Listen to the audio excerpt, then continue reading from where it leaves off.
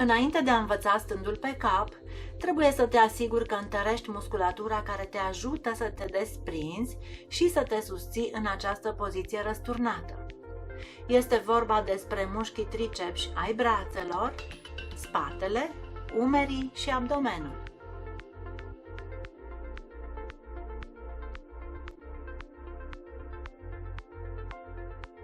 Ca să pregătești acești mușchi, te așezi în plank pe antebrațe, având mâinile prinse cu degetele întrepătrunse, iar coatele orientate oblic înapoi, astfel încât mâinile și coatele să formeze un triunghi. Nu uita să aliniezi tot corpul de la umeri și până la călcâie în această poziție inițială. Pasul 1. Împinge-te din vârful spre înainte până depășești cu bărbia nivelul mâinilor. Pasul 2. Te retragi ridicând bazinul. Menține picioarele întinse și presează pieptul și umerii spre sol până când brațele se aliniază cu trunchiul. Repetă acești 2 pași succesivi de 7-8 ori.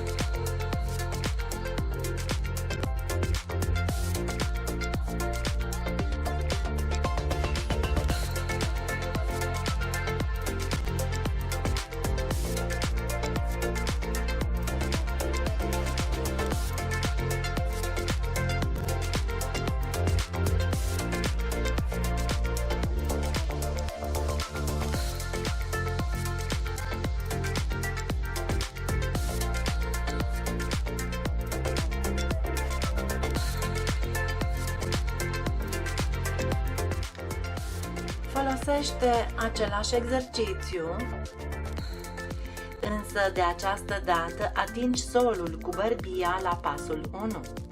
În acest punct al mișcării întărești tricepsii brațelor, mușchi care te vor ajuta să te desprinzi și să te menții în stând pe cap. Acești mușchi îți vor susține corpul atunci când îți transferi greutatea de pe picioare pe brațe. Execută și acest exercițiu de 7-8 ori.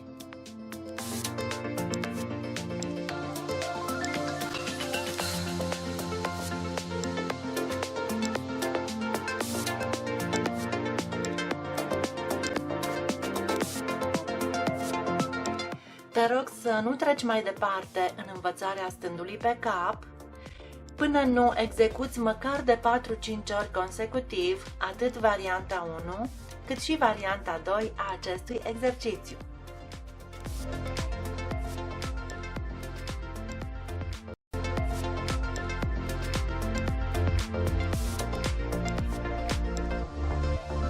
Suprafața de sprijin a stândului pe cap este un triunghi format din cap, mâini și antebrațe.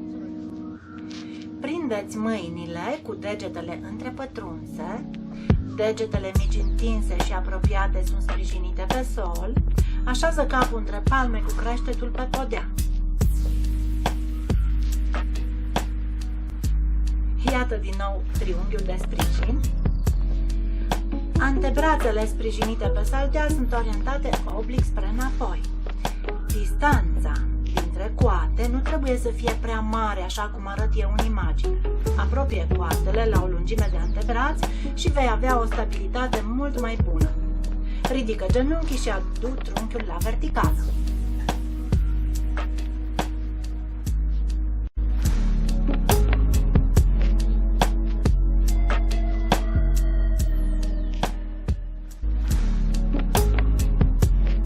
În această etapă vei exersa poziția verticală a trunchiului tău. Schimbă repetat centrul de greutate al corpului, ridicându-te pe vârfuri și apoi apropiind călcâiele de sol. Execută de 8 sau 10 ori. Ține spatele drept. La fel și gâtul.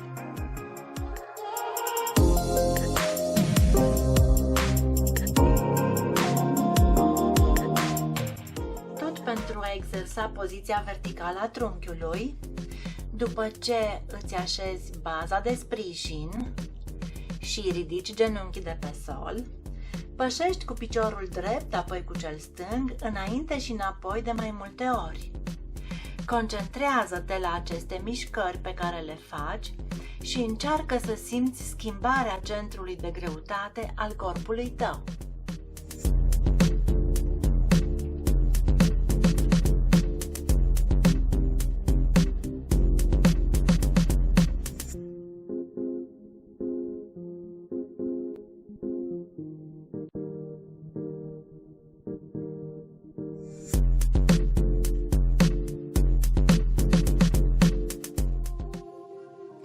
Formează-ți triunghiul de susținere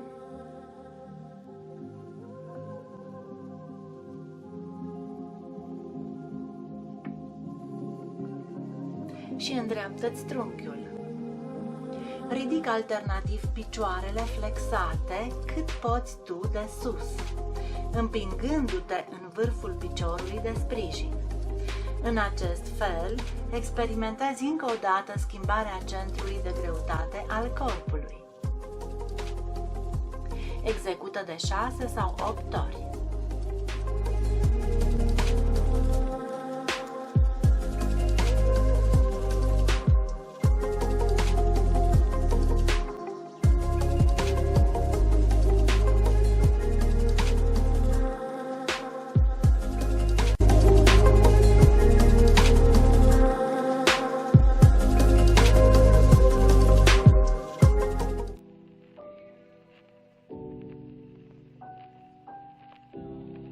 Așează-ți baza.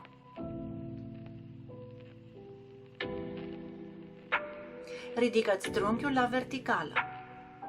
Acum stabilești care este piciorul tău de sprijin, la mine este dreptul, și care este piciorul cu care îți creezi balansul, în cazul meu, piciorul stâng.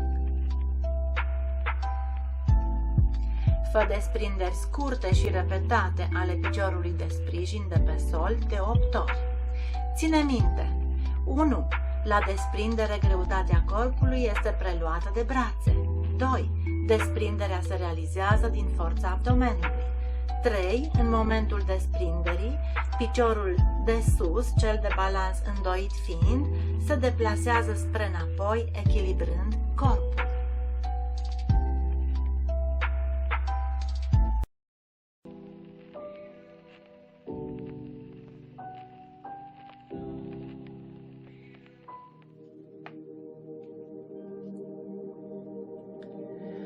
Așa cum spuneam mai devreme, desprinderea picioarelor de pe sol se realizează din forța abdomenului.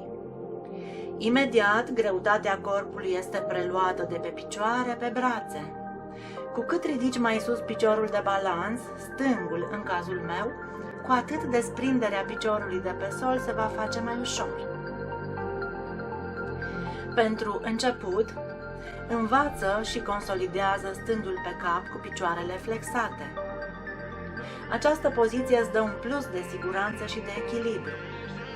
Acum poți experimenta cu adevărat stândul pe cap.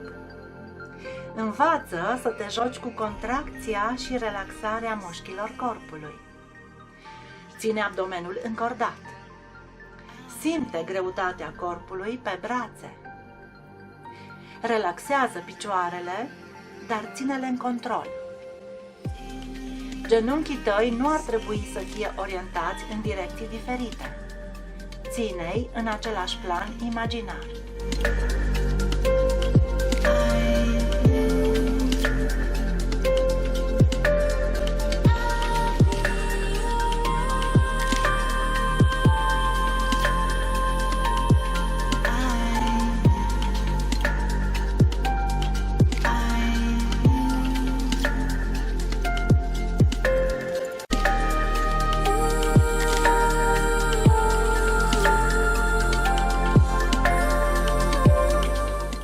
Formează-ți cu atenție triunghiul de susținere. Întinde picioarele și adu trunchiul la verticală cu spatele drept.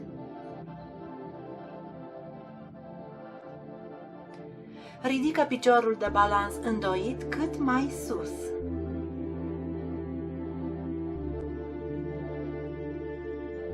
Împinge-te în vârful piciorului de sprijin și din forța abdominală transfer greutatea corpului de pe picioare pe brațe. Găsește-ți echilibrul cu picioarele flexate.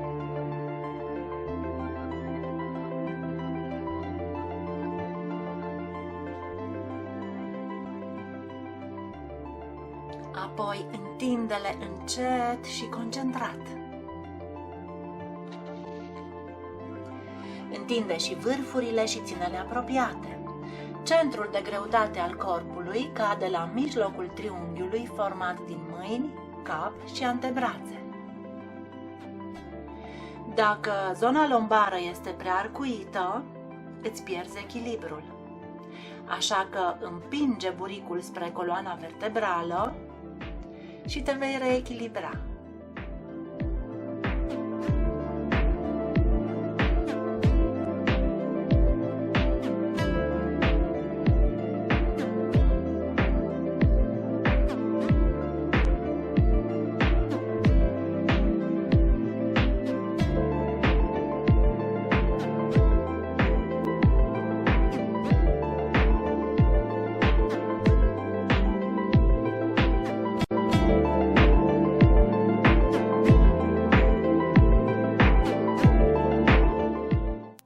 În această etapă, din poziția stând pe cap, mișcă-ți picioarele încet și în diferite direcții pentru a-ți provoca starea de echilibru.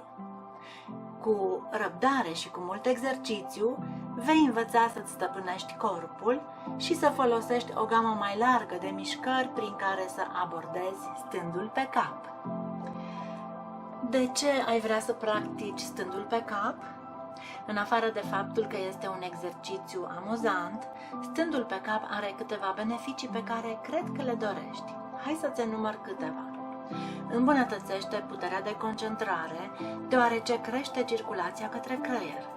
Reduce stresul, pentru că exersarea stândului pe cap necesită concentrare și atenție, ceea ce te duce departe de griji și teamă. Această postură curăță și detoxifică glandele suprarenale, eliminând depresia. Te face mai fericit pentru că stimularea circulației sângelui către creier are un efect de calmare și energizare asupra corpului. Îți voi da mai încolo și alte beneficii.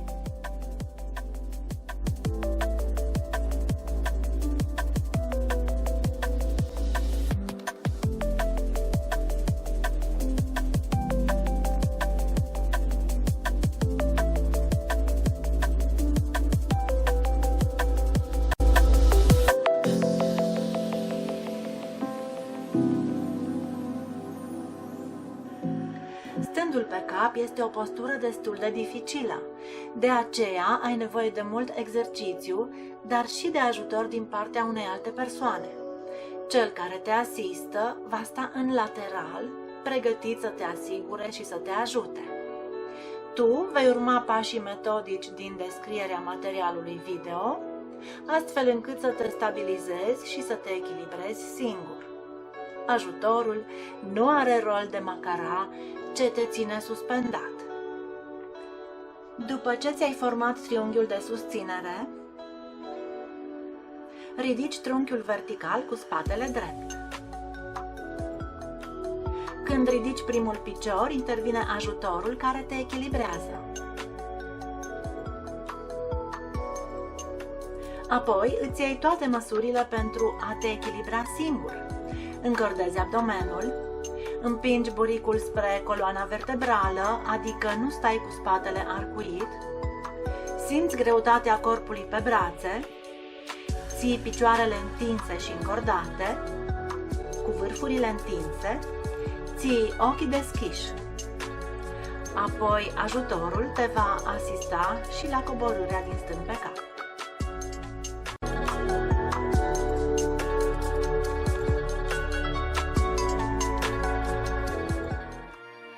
Hai să-ți dau și alte beneficii ale stândului pe cap. Această postură ajută inima, care în mod normal trebuie să pompeze sângele puternic în sus către creier.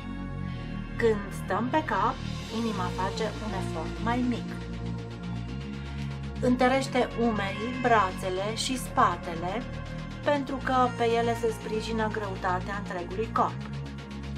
Capul ar trebui să suporte o foarte mică parte din această greutate. Stândul pe cap este un lifting facial gratuit, pentru că nutrienții proaspeți și oxigenul din sânge vin toate către față.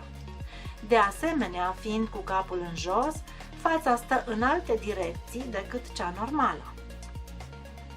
Stândul pe cap îți dă curaj, pentru că trebuie să-ți învingi teama de a sta cu capul în jos sau teama de a cădea. Vreau să-ți fac niște recomandări.